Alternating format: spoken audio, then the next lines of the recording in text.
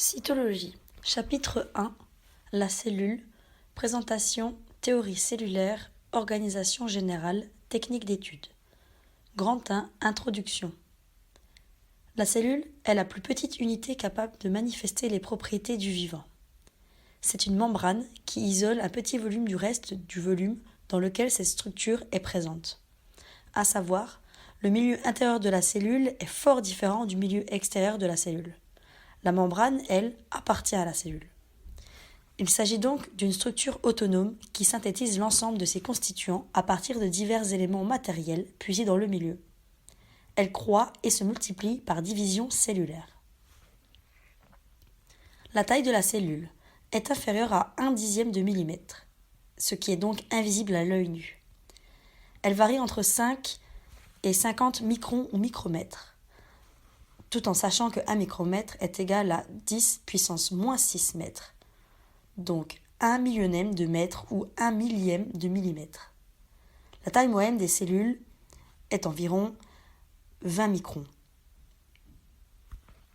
Les plus petites cellules sont les lymphocytes, à savoir les globules blancs. Les plus grandes cellules, dont certaines varient entre plusieurs neurones, dont la cellule de Purkinje.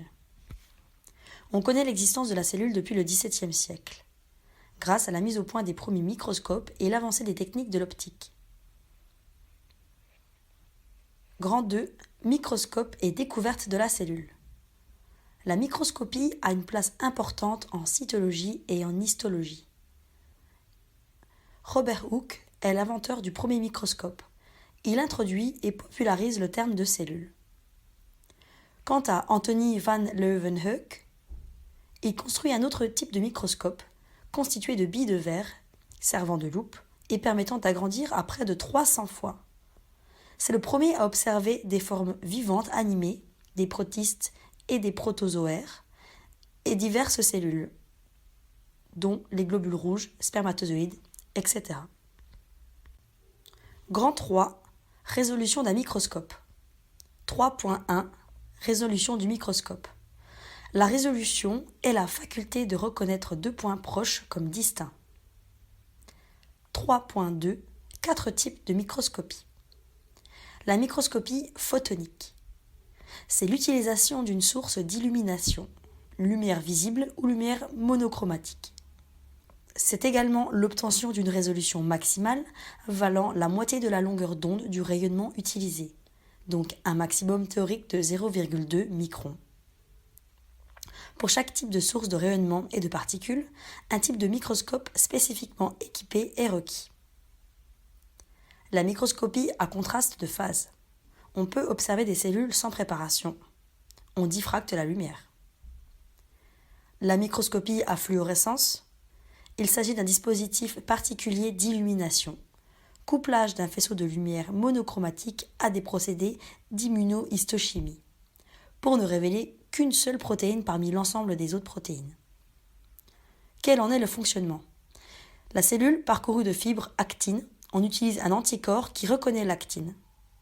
On associe alors une sonde fluorescente à cet anticorps. Lorsqu'elle sera illuminée par une lumière monochromatique, la sonde va réémettre une lumière. Ainsi, la fluorescence est une particularité de certaines molécules. Enfin, la microscopie électronique. L'utilisation de particules chargées négativement. On obtient une excellente résolution. On diminue la limite de séparation entre deux points par utilisation des électrons à la place des photons. Grand 4. Théorie cellulaire. Matthias Schleiden et Theodor Schwann développent le concept de théorie cellulaire qui repose sur un triple axiome. La cellule est la plus petite entité vivante. Tout être vivant est composé de cellules.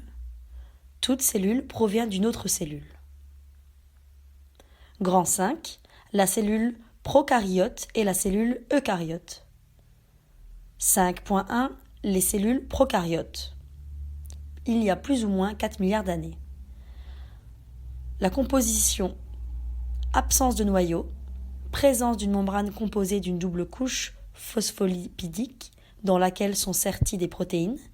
Elle sépare le milieu extracellulaire du cytoplasme.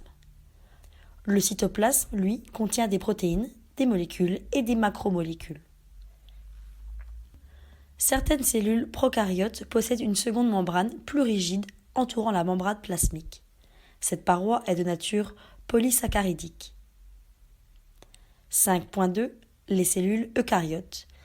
Il y a plus ou moins 1,8 milliard d'années. La composition. Présence d'un noyau et de différents organites. Membrane phospholipidique.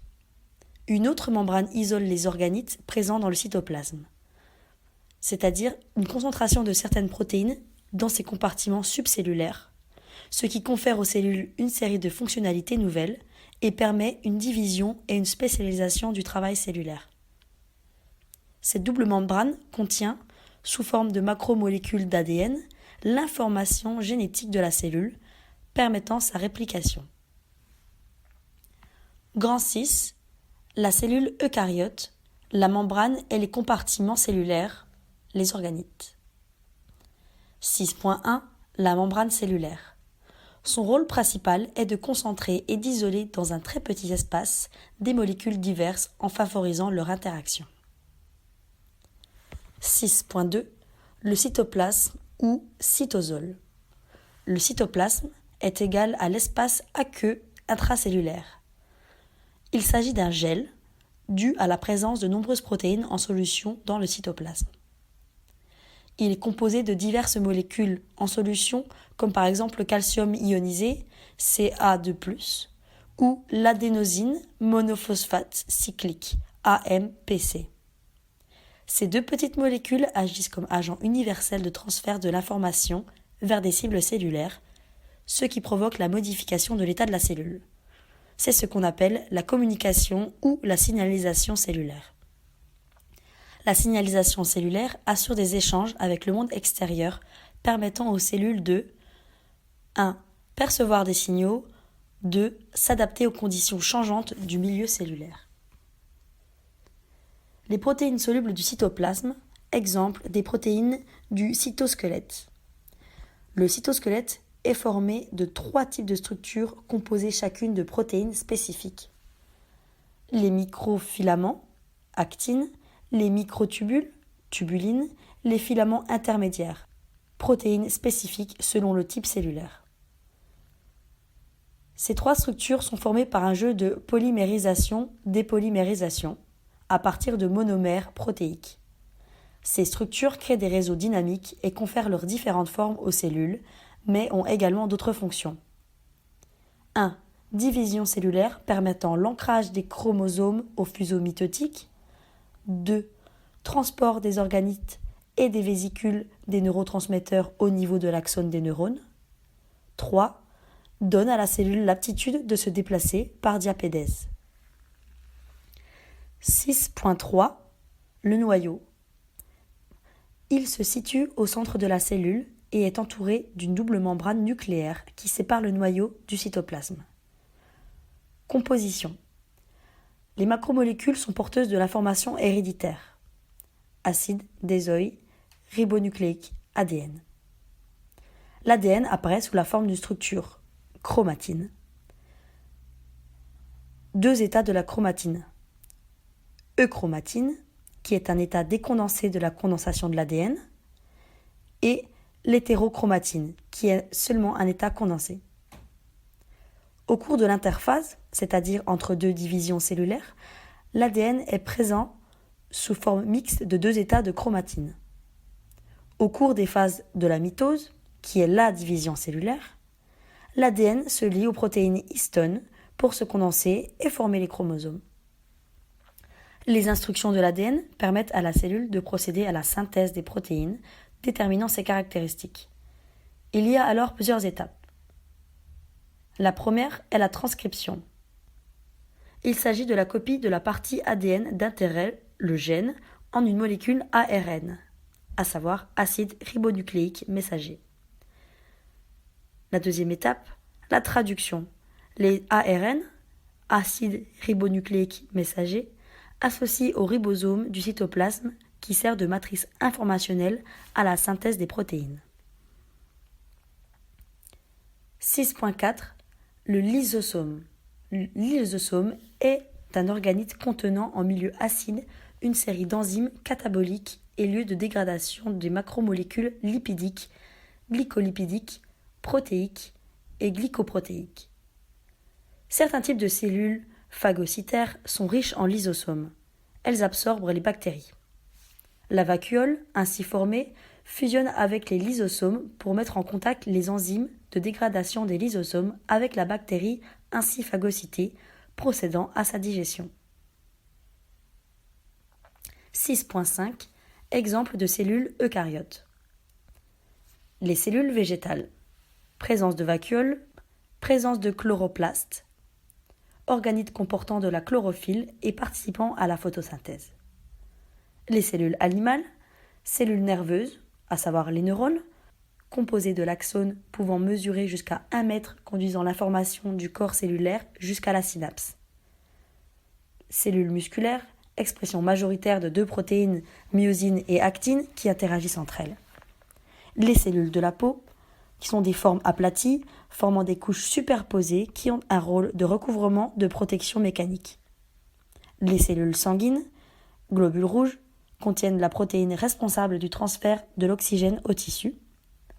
Leucocytes, cellules immunitaires qui ont des fonctions de défense exercées, à savoir par le biais de la production d'anticorps, par une action directe de ces cellules présentant des propriétés cytotoxiques et par certaines cellules qui sont aptes à phagocyter des éléments considérés comme étrangers à l'organisme.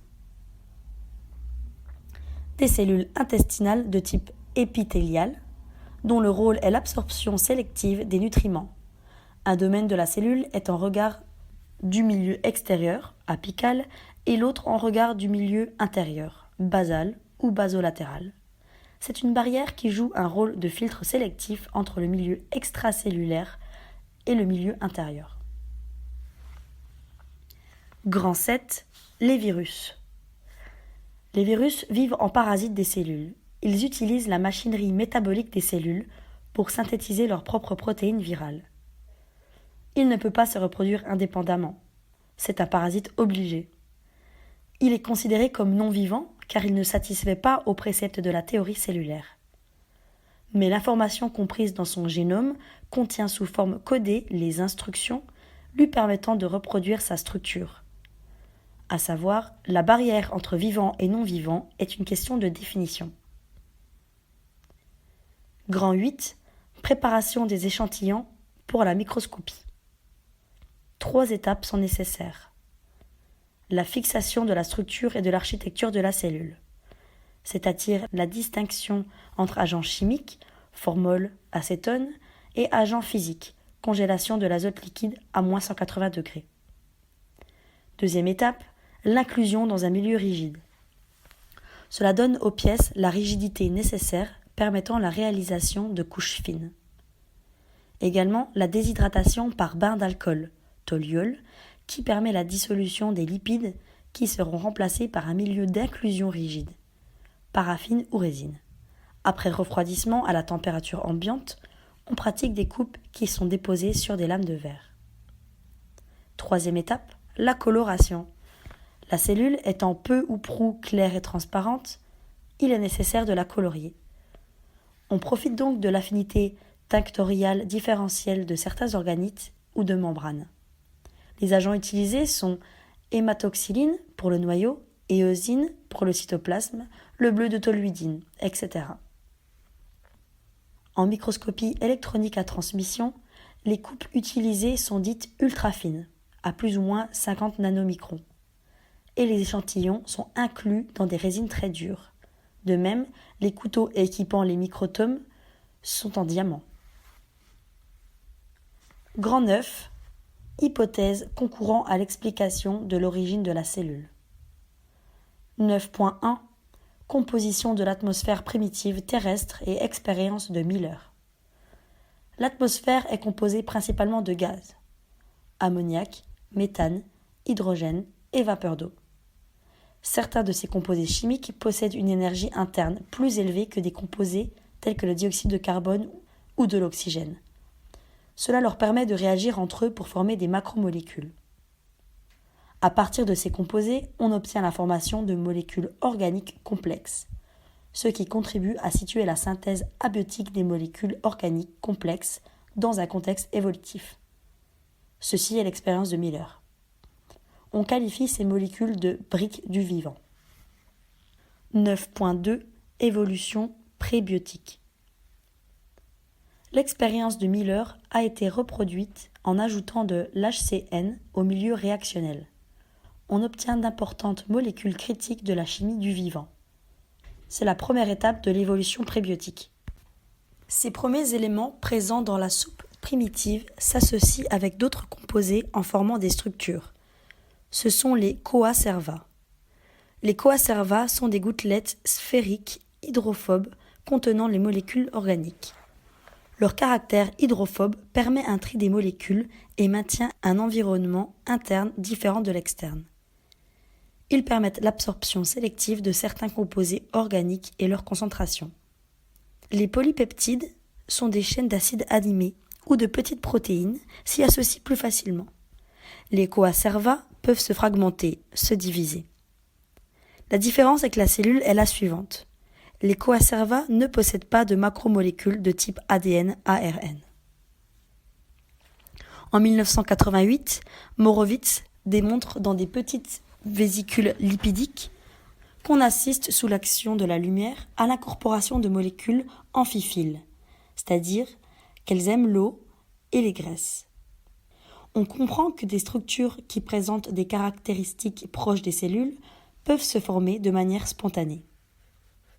La molécule d'ARN, agencée dans un certain ordre, constitue une information codée de la structure permettant sa reproduction. Elles sont un catalyseur, accélérateur de réactions chimiques. Ces molécules se seraient associées aux coacerva.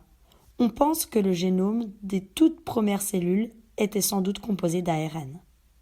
À partir de là se réalisera une évolution donnant lieu à 3 grandes clades. 1. Les prokaryotes. 2. Les archabactéries. 3. Les eucaryotes. Plus ou moins 2,7 milliards d'années.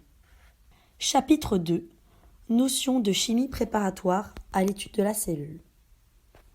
Grand 1. Organisation moléculaire. La cellule est composée d'un grand nombre de molécules et macromolécules en constante interaction, formant des assemblages supramoléculaires menant à la formation de réseaux fonctionnels. Grand 2. Chimie. La chimie est l'étude de la matière et de ses interactions. On dénombre plus ou moins 110 éléments appelés atomes pouvant s'associer entre eux pour former des molécules, classées la première fois par Mendeleïev selon 2 critères. La masse, grand M, qui correspond au nombre de nucléons, et la charge, grand Z, qui correspond au nombre atomique, c'est-à-dire le nombre d'électrons. Grand 3. L'atome. L'atome est la plus petite particule d'un corps simple qui, conservant ses propriétés, est susceptible de se combiner. Théorie atomiste. La théorie atomiste est proposée à l'Antiquité par Démocrite, qui soutenait l'hypothèse que des éléments matériels étaient composés de vide dans lequel on retrouvait quelques corpuscules indivisibles. Bohr développe un modèle atomique soutenant qu'un atome est constitué d'un noyau autour duquel gravitent des électrons. La propriété de l'atome.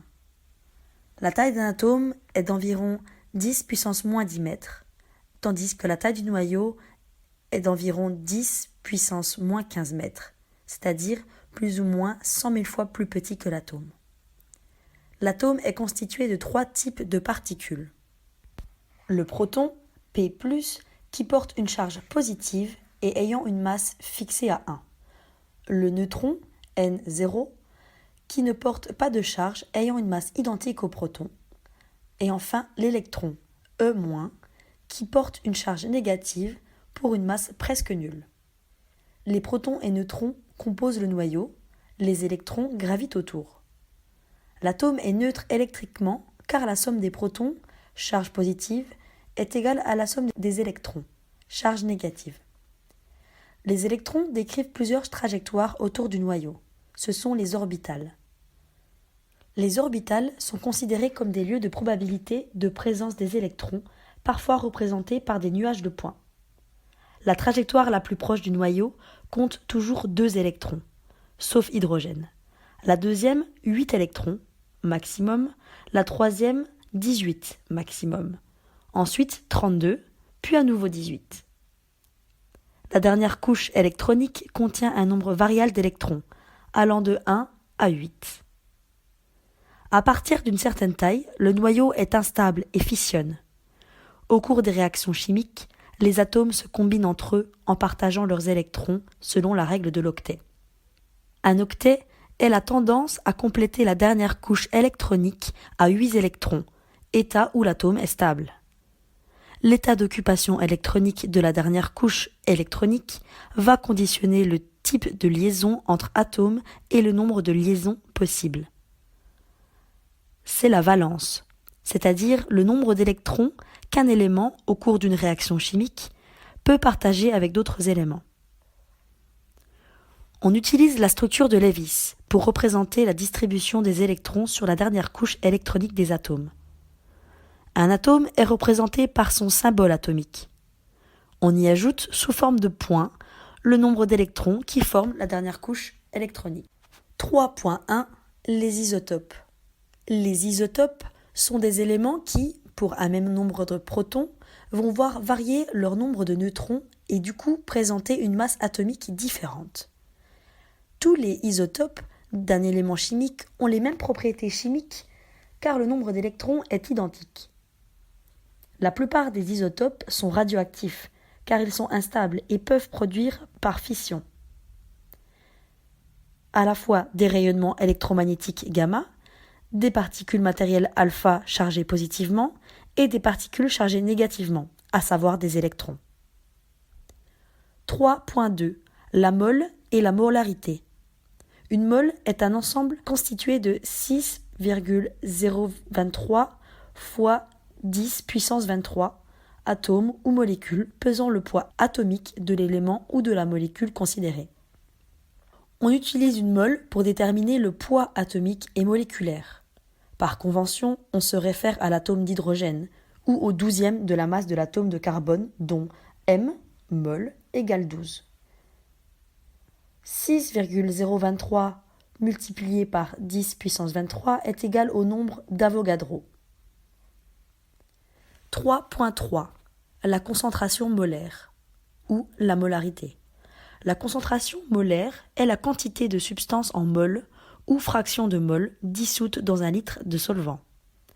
Cette valeur s'exprime en grammes de soluté par litre de solution, g.I puissance -1. La molarité s'exprime en Dalton. C'est une mesure de concentration. Exemple, une solution aqueuse de sel à 1 Dalton est une solution qui contient 1 mol de sel par litre de solution. 3.4 et liaison chimique. 3.4 Réaction et liaison chimique. Loi de conservation de la masse. Au cours d'une réaction chimique, la matière se transforme. Les réactifs de départ donnant lieu à des produits différents, mais le poids qui a été engagé dans la réaction se retrouve intégralement dans les produits. Au cours des réactions chimiques, les atomes et les molécules interagissent en créant des liens chimiques grâce aux électrons, mais les noyaux atomiques restent stables. Les réactions chimiques produisent ou consomment de l'énergie. Il y a 3 types de liaisons chimiques. 1. La liaison covalente. Elle résulte de la mise en commun d'électrons entre 2 atomes et du partage du ou des doublets ainsi réalisés. H0 plus 0H, ce qui donne H0, 0H égale H.2. 2. La liaison ionique. C'est le partage inégal d'électrons entre 2 atomes. Un des deux perdant un électron au profit de l'autre, créant un élément positif, le cation, et un élément négatif, l'anion. La stabilité est assurée par les interactions d'attraction entre ions et charges opposées.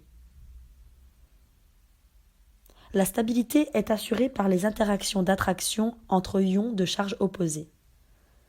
3. La liaison hydrogène. C'est la liaison de faible énergie conditionnée par la délocalisation des électrons au sein des molécules, créant des moments dipolaires par disposition de répartition non homogène des électrons. Elle joue un rôle capital dans le monde du vivant. Les propriétés physiques de la molécule d'eau découlent directement de la présence de ces liaisons. Molécule polaire, polarisée, est la molécule avec une électronégativité élevée. Exemple de l'oxygène, peut gagner des électrons de chacun des deux atomes d'hydrogène dans le cas de la molécule d'eau, H2O. En solution, les dipôles s'orienteront par des liens temporaires appelés liens hydrogène ou ponts hydrogène qui s'établiront entre les molécules d'eau voisines. Ces liens sont temporaires et la multiplicité de ces liens confère les propriétés singulières de la molécule d'eau en relation avec le vivant. Grand 4. Dissociation de la molécule d'eau, le potentiel hydrogène ou pH, les acides et les bases. L'eau a tendance à se dissocier selon l'équation H2O, ce qui donne H+, plus OH-. L'ion H+, est un simple proton très réactif. Sa présence en solution confère à celle-ci un caractère acide. L'ion OH- est appelé ion hydroxyle, très réactif lui aussi. Sa présence en solution confère à celle-ci un caractère basique. Dans une solution neutre, les ions H+, sont en nombre égaux aux ions OH-. Dans une solution acide, les protons sont plus nombreux que les ions hydroxyle, H+ est supérieur à OH-. Dans une solution basique, les protons sont moins nombreux que les anions hydroxyle, H+ est inférieur à OH-.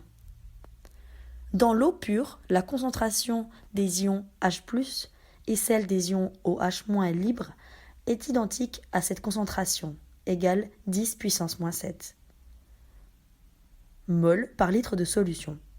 Le produit des concentrations des ions H+ et OH- vaut 10 puissance moins 14.